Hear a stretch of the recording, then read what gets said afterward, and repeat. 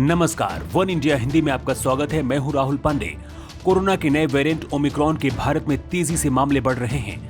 देश में Omicron variant के मामले बढ़कर अब 1270 हो गए हैं। वहीं 374 मरीज अब तक ठीक हो चुके हैं। बताया जा रहा है कि अब तक देश में 23 राज्यों में ओमिक्रॉन वेरिएंट फैल चुका है। लेकिन इस बीच कोरोना वायरस के मामले भी देश में लगातार बढ़ने लगे हैं। फिर से बढ़ते कोरोना वायरस के नए मामलों ने चिंता बढ़ा दी है।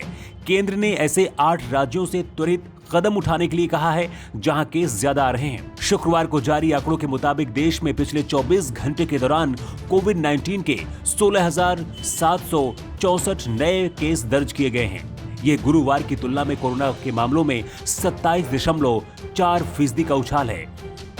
गुरुवार को देश में 13,000 से ज्यादा मामले सामने आए थे। केंद्रीय स्वास्थ्य मंत्रालय ने कहा है कि देश में ओमिक्रॉन वेरिएंट के मामले बढ़कर 1,270 पहुंच गए हैं। दिल्ली और मुंबई में ओमिक्रॉन से सबसे ज्यादा प्रभावित क्षेत्र हैं।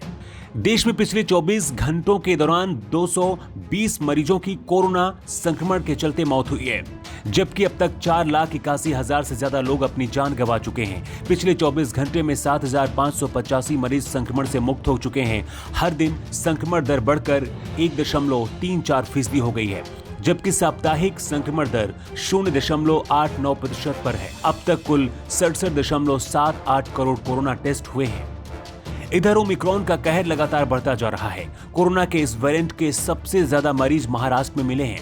महाराष्ट्र में ओमिक्रॉन वेरिएंट के कुल मरीजों की संख्या 450 हो गई है। वहीं दूसरे नंबर पर दिल्ली है, जहां ओमिक्रॉन के 320 मामले अब तक हो चुके हैं। ओमिक्रॉन के खतरे के बीच देश में भी कोरोना के नए मामलों की संख्या 10,000 के आंकड़े को पार कर गई है। राजस्थान में 69 और तेलंगाना में ओमिक्रॉन के 62 नए मरीज मिले हैं। तमिलनाडु में 46 मरीज ओमिक्रॉन के मिले हैं। इनमें से 29 ठीक हो चुके हैं। इसके साथ ही कर्नाटक में 34 मरीज ओमिक्रॉन के मिले हैं। इनमें से 18 ठीक हो चुके हैं। आंध्र प्रदेश में ओमिक्रॉन के 16 मरीज मिले हैं। हरियाणा और उड़ीसा में ओमिक्रॉन के 14 मामले दर्ज किए गए हैं। ओमिक्रॉन वेरिएंट को लेकर कई राज्यों ने अपने यहां सतर्कता बरतनी शुरू कर दी है। पश्चिम बंगाल सरकार ने गुरुवार को कहा है कि वह ब्रिटेन और ज्यादा जोखिम वाले देशों से आने वाले सभी सीधी उड़ानों को 3 जनवरी से निलंबित कर रही है। वहीं महाराष्ट्र सरकार ने भी कोविड-19 के मद्देनजर गुरुवार को शादियां, सामाजिक, राजनीतिक, धार्मिक आयोजनों और अंतिम संस्कार में उपस्थिति पर नए सिरे से प्रतिबंध लगाने की घोषणा की है।